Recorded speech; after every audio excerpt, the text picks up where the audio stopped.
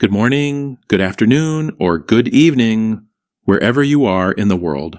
My name is Shroudex. There is a place on this planet the Foundation will not name, watched around the clock by exactly one person, from exactly 10 kilometers away, because getting any closer has only ever ended one way. Whatever stands at that location hasn't moved in recorded history. It doesn't need to. It has already destroyed a research team, a robot, 100 drones launched at once, and on one occasion, an entire nuclear submarine crew without ever taking a single step. And when the Foundation tried retaliating with a warhead, it didn't just destroy the missile, it answered with an earthquake and a tsunami that killed nearly 250,000 people who had nothing to do with any of it. This is Dr. Clef's proposal. This is SCP-001. This is the Gate Guardian. And out of every file this channel has ever covered under this number, this might be the one you don't want playing in an empty house. Quick note before we begin. Some of what's in this file is genuinely heavy, real documented casualty numbers inside a fictional archive that doesn't usually get this specific about body counts. If you're watching this late at night, alone, you may want to leave a light on for this one. Near the point where the Tigris and Euphrates rivers meet, in a location the Foundation keeps off every public record, there stands a humanoid figure roughly 700 cubits tall. Translate that into numbers you can actually picture, and you're looking at something over 300 meters high, taller than most skyscrapers on Earth, visible, if it ever chose to be, from miles in every direction. Witnesses and monitoring footage describe multiple luminous wings extending from its back. A build, the file repeatedly compares to depictions of an angel and a sword, roughly the length of the entity's own arm, burning at a temperature the file compares directly to the surface of the sun. It hasn't been recorded speaking more than a handful of words in the entire time the Foundation has monitored it. It hasn't needed to. It stands at what multiple interpretations inside the file describe as a gate, not a door built by human hands. A threshold, according to the file's own framing, that leads somewhere Foundation researchers have connected, cautiously, to a location most of you already know by name from a very old book. Whether that connection is literal or symbolic, the file never fully confirms.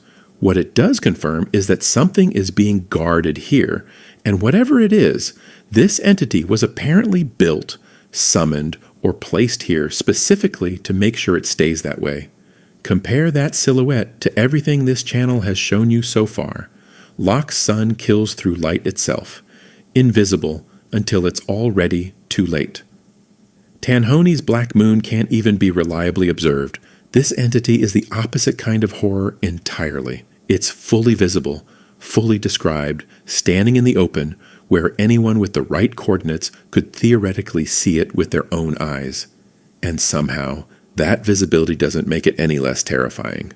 If anything, it makes it worse. There's nothing left to imagine.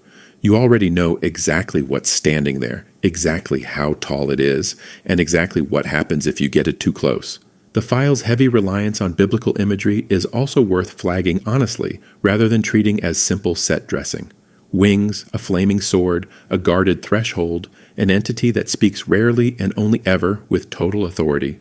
These are deliberate echoes of specific, recognizable religious iconography repurposed inside a secular containment file.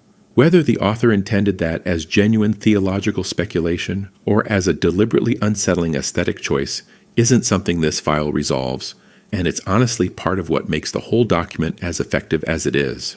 Every proposal this channel has covered eventually circles back to the same question. Where did the Foundation actually come from? This file offers one of the more direct answers in the entire archive, and it's disturbingly simple. According to the wider mythology built around this proposal, the man who would go on to become the Foundation's very first administrator once stood close enough to this entity to receive a single word directly into his mind. Not a warning shouted across a battlefield, not a prophecy delivered through ritual.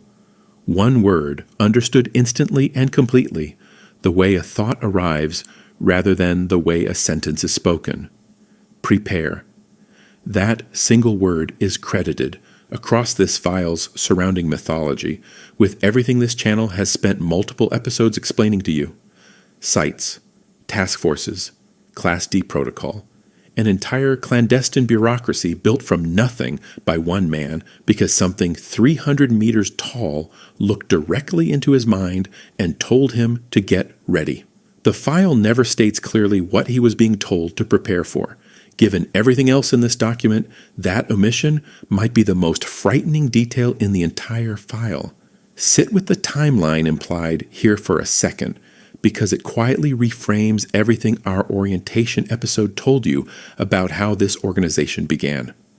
We described the Foundation as something that grew gradually, case file by case file, procedure by procedure, built up over time by people responding to whatever anomaly happened to cross their path next. This file suggests something almost the opposite. One encounter, one word. An organization built afterward, specifically because of what that single word implied was coming. Open the containment procedures section of almost any file this channel has covered, and you'll find walls, locks, drugs, or careful behavioral rules an anomaly can supposedly be tricked into following. Open this file's containment procedures, and you'll find 4 words that should be more unsettling than an entire page of protocol. Because of the nature of SCP-001, no containment procedures are necessary. Not because the entity is harmless, because it has never once needed containing. It hasn't moved from its position in recorded Foundation history. It hasn't attacked unprompted. Every documented act of violence in this file happens in direct response to something approaching it first. The Foundation's entire relationship with this anomaly isn't containment. It's surveillance from a survivable distance and an agreement, unspoken and one-sided, not to test how far that distance actually needs to be. Monitoring happens 24 hours a day from a facility the file designates Site 0, positioned 10 kilometers away, the absolute minimum range anyone has ever confirmed as survivable. The exact coordinates of that facility are known to exactly 2 people in the entire organization. The administrator and a single overseer-level agent deliberately selected for the role because of their standing within an Abrahamic faith. Out of every classified location this channel has described across every episode so far, this is the one with the smallest number of people ever cleared to know where it is. Think back to our very first episode on this channel, where we explained the locked box test veteran researchers still use to sort a new anomaly. Put it in a box. If nothing happens, safe. If you're not sure what will happen, Euclid. If it escapes easily, Cutter. This file breaks that test in a direction none of our other 3001 episodes managed. It's not that the box fails. It's that nobody has ever been foolish enough, more than 3 times, to find out what happens if you try building one. Curiosity inside this file gets punished with a consistency that borders on ritual. In 2004, the Foundation ran a short sequence of tests to establish exactly how far this entity's tolerance actually extended, and the results are recorded with the same flat, clinical tone this channel has explained is the engine of every SCP horror file. That tone does nothing to soften what actually happened. The first test sent a single Class D subject walking toward the entity on foot. At a certain distance, the entity ordered the subject to leave. The subject refused. Standard Foundation procedure at that point called for the subject's termination rather than risking further escalation, and that termination was carried out by the Foundation's own personnel. It made no difference. The moment that Class D subject died, the entity retaliated anyway, incinerating the entire research team responsible for sending them, using the same burning sword the file has already told you can erase a person from existence on contact.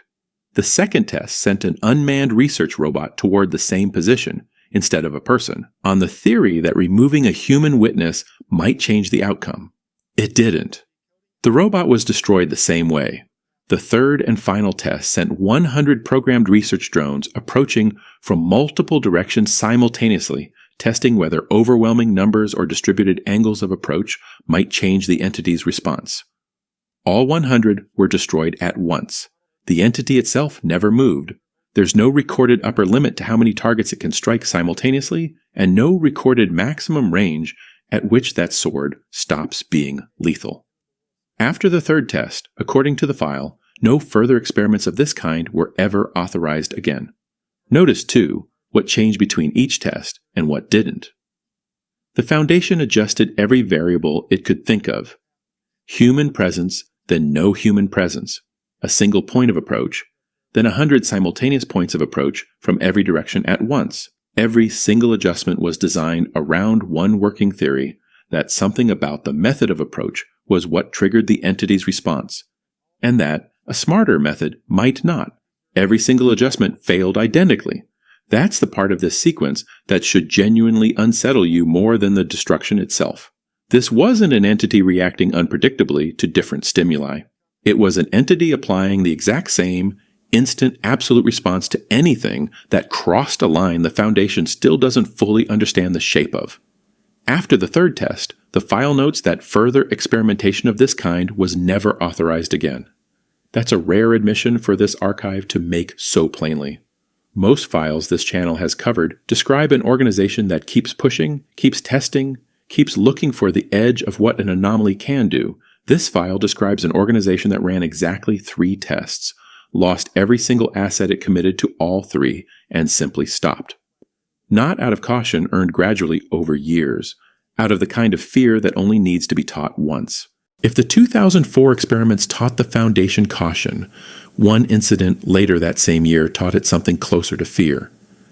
On December 26, 2004, a Foundation-operated nuclear submarine, designated the Nautilus, launched a submarine-launched ballistic missile carrying multiple, independently targetable warheads directly at the entity's position. The missile never had a chance to detonate as intended. The entity's sword erased the entire crew of the submarine from existence before the warhead could complete its trajectory. That alone would already be the worst outcome most files on this channel have ever documented from a single failed operation. It wasn't the worst outcome this file records. In apparent retaliation for the attack, the entity's response triggered a seismic and oceanic event severe enough to register as a genuine natural disaster. An earthquake, followed by a tsunami, struck populated coastline far beyond the blast radius any conventional missile could have caused. The recorded death toll from that single retaliatory event stands at 227,898 people. Not soldiers, not researchers who volunteered for a classified mission, ordinary civilians, an ocean away from a decision they had no part in and no knowledge of, killed because an organization decided provoking this entity once was worth the risk. No file this channel has covered under this number, not the sun, not the ancient god, not the metafictional horror we broke down last episode, carries a single confirmed civilian casualty count this specific, or this large, tied directly to one afternoon's decision. Picture the actual chain of decisions that had to happen for that death toll to exist at all. Someone, somewhere in the Foundation's chain of command, had to authorize arming a nuclear payload. Someone had to authorize the launch. Somewhere in that process, an entire crew agreed to carry out an order that ended their own lives before their weapon ever reached its target. And every single one of those decisions happened without any of the people making them knowing or perhaps caring enough to calculate what the actual cost on the other side of the world was about to be. It's worth asking, too, why an entity capable of instantly erasing an entire submarine crew would bother responding further at all. The missile was already stopped. The threat, from a purely defensive standpoint, was already neutralized the moment the crew ceased to exist. The earthquake and the tsunami that followed weren't necessary for survival. They read, in the file's own restrained language, closer to punishment than defense. A message delivered at a scale designed to make absolutely certain nobody in the Foundation's command structure would ever consider trying this a second time. There's one more encounter recorded in this file's surrounding material worth covering, because it tells you something about this entity that raw destruction numbers can't. A documented confrontation between this entity and SCP-001, The archive's most infamous, nearly indestructible, hostile reptile, one this channel's audience has almost certainly heard referenced before even outside this series. According to the account, the entity gave SCP-682 a single instruction. Forget it.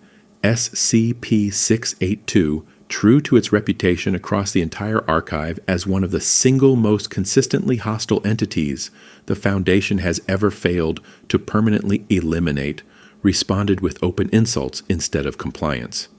The entity's reply wasn't a warning. It beheaded SCP-682 on the spot with the same burning sword responsible for everything else in this file, reducing one of the hardest to kill anomalies in the Foundation's entire catalog to something the account describes, almost dismissively, as little more than a rag.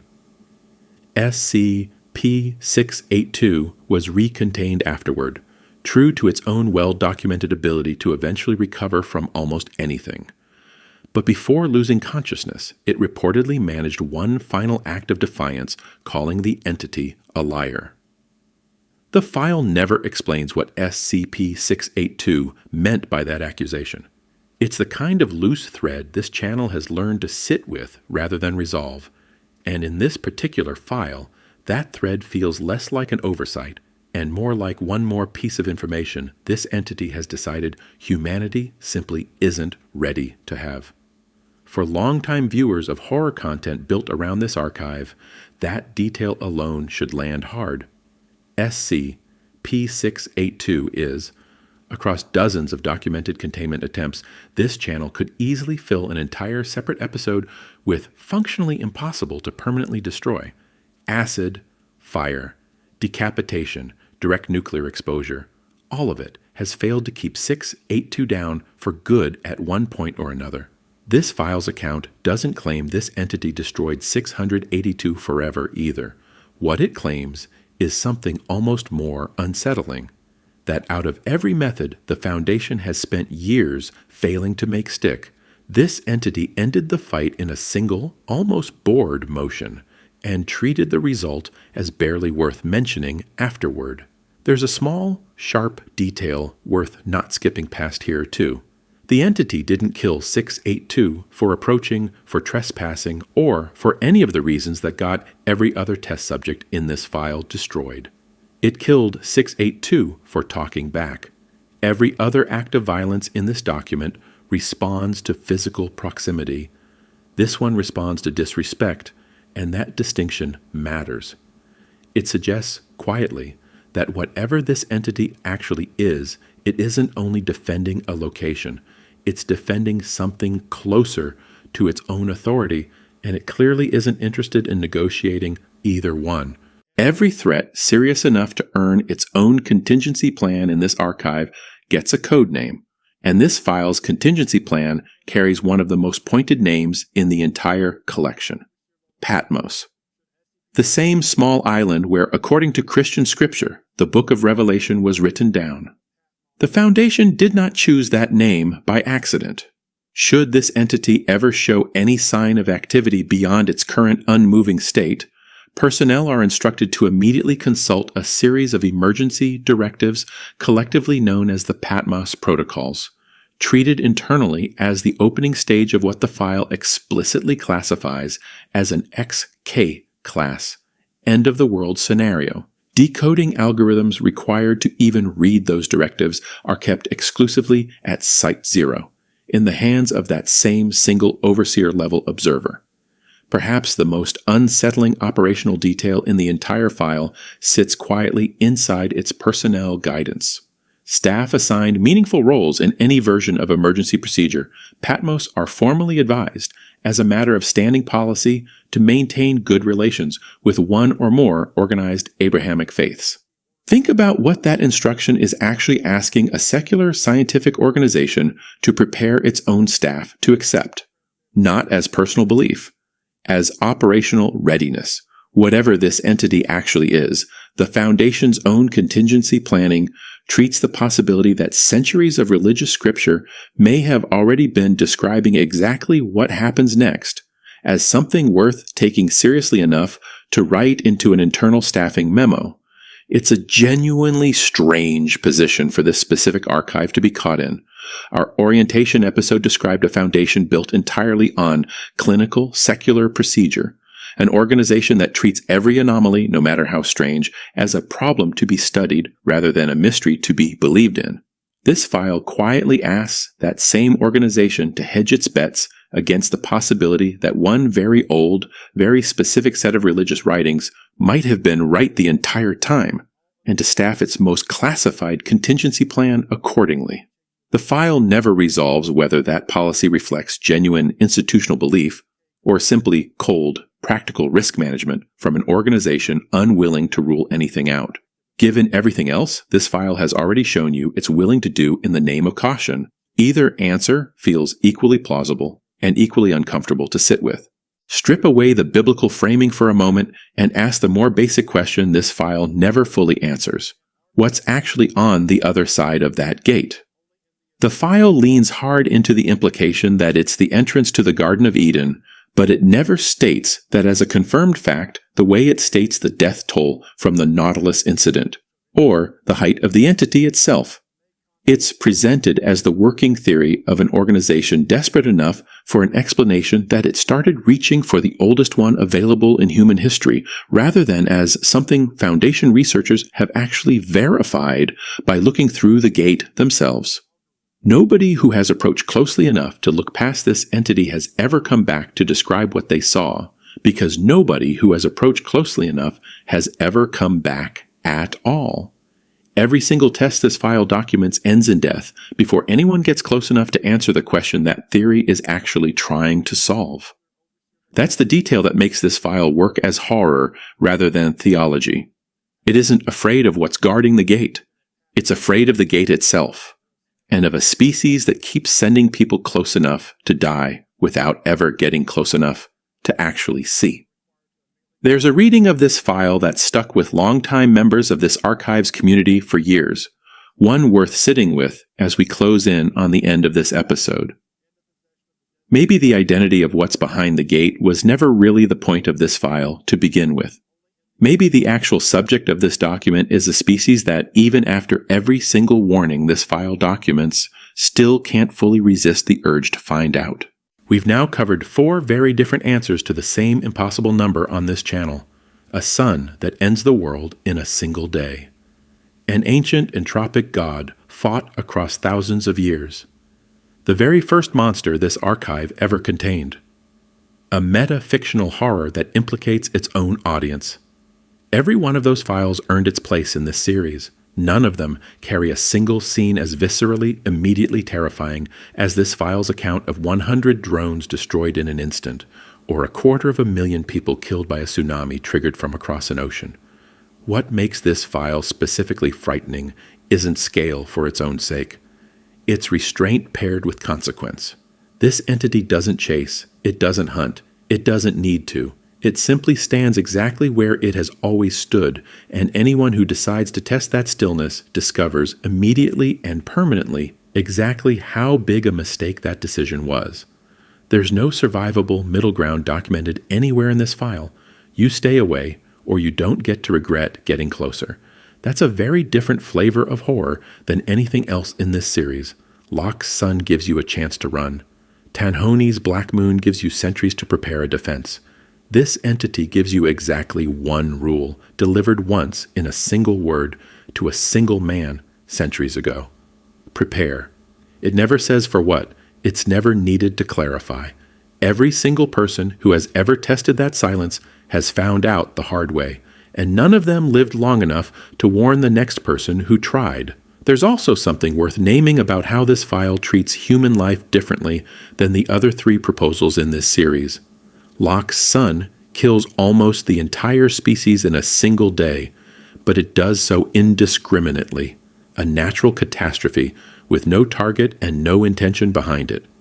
This file's casualties are different in kind.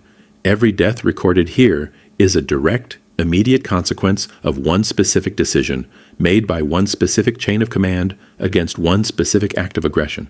The horror isn't inevitability, it's cause and effect, laid out in a straight, unbroken line from a launch order to 227,898 names that will never appear in any casualty report the public is ever allowed to read. So that's SCP-001, Dr. Clef's proposal. The Gate Guardian. Not a slow-building apocalypse, not a war stretched across millennia, a single, motionless figure at the edge of two rivers, still standing exactly where it has always stood, still watched by exactly one person from exactly 10 kilometers away, still waiting for whatever it once told one man in one word to prepare for. A submarine crew erased mid-launch. 250,000 civilians killed by a tsunami they never saw coming. An ocean away from the decision that caused it. One of the archive's most notoriously indestructible monsters, beheaded in a single motion and called a rag by the file's own account. And underneath all of it, a gate nobody has ever survived looking through. Remember, as always, this is one proposal among dozens competing for the same number. But if you only remember one thing from this specific file, let it be this. Whatever is standing at that gate has never once had to move to prove how dangerous it is. It only ever had to wait. I'm Shroudex. See you in the dark.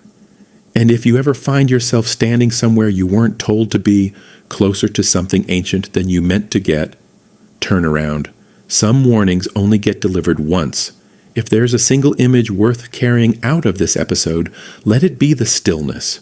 Every other threat this channel has covered moves, spreads, grows, or evolves in some way across its own file. This one hasn't changed position since the very first record the Foundation has of it. It doesn't need to chase anyone down. It only ever has to wait for someone to walk close enough on their own, and apparently someone always eventually does.